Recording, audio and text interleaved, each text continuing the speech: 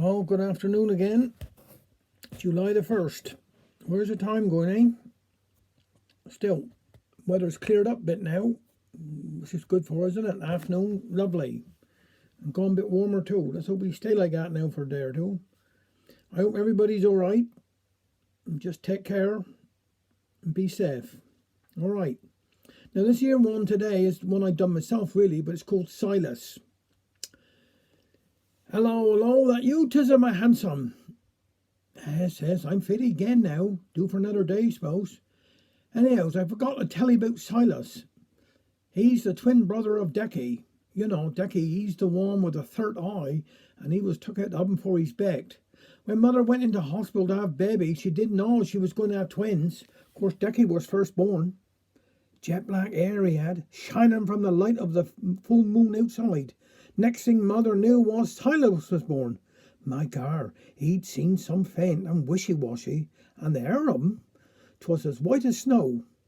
He's all pink, his eyes them were all pink like.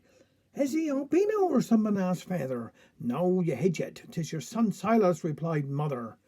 But his hair is white, and Dick's is black. Well, says mother, must have been the full moon last night turned his hair white. Me, I'd have blamed the milkman.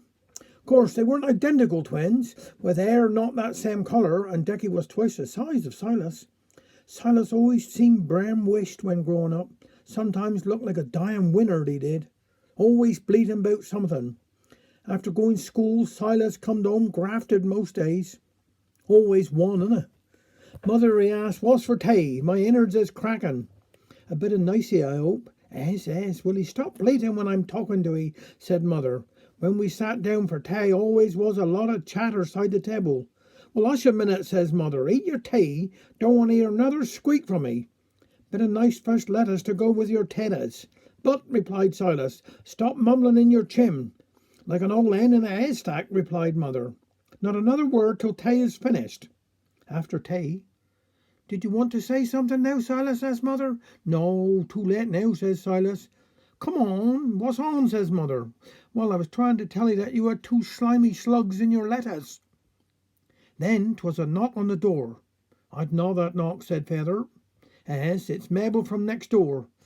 What do you want now? We'd a caller have he got. Well, could he spare us a little bag of taters and some bread and mards, please? Yes, says mother with her eyes rolling up Mabel. Hang on a bit here, says father. I can't expect me to carry a bag of taters with a bread at home and all in that snow. You could fall down and hurt yourself. Call back in a week or two.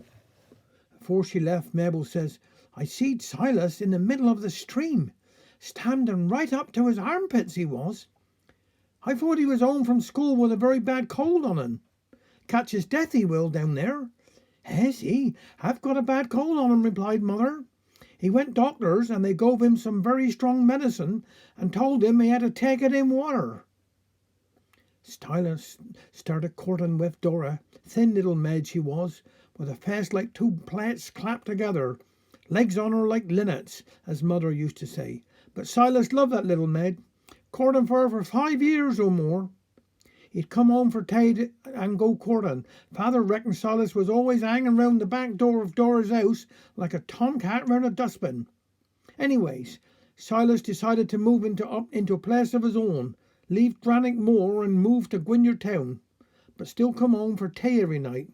Of course, he didn't like the dark, so Dora had to walk him home every night and see him to his little place.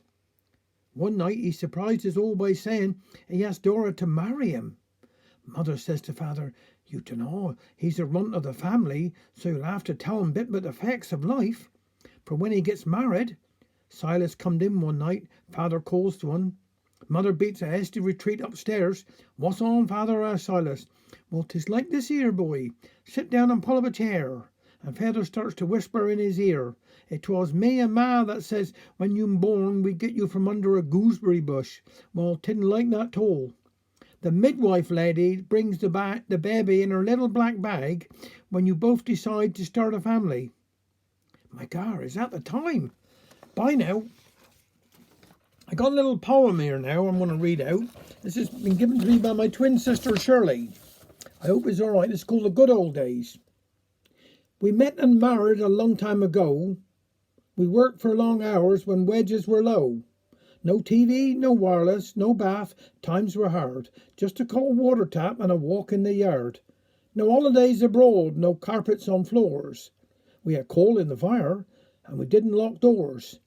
Our children arrived, no pill in those days, and we brought them up without any state aid. They were safe going out to play in the park, and old folks could go for a walk in the dark. No Valium, no drugs, and no LSD. We cured most of our ills with a good cup of tea. No vandals, no muggins, there was nothing to rob. We felt we were rich with a couple of bob. People were happy in those far-off days, kinder and caring in so many ways. Milkman and Pepper Boy would whistle and sing, and night at the pictures was one our own mad fling. We all got our share of troubles and strife, but we just had to face it. That's the pattern of life. Now I'm alone and look back through the years. I don't think of the bad times, troubles and tears. I remember the blessings, our home and our love, and that we shared them together. I thank God above. Thank you very much.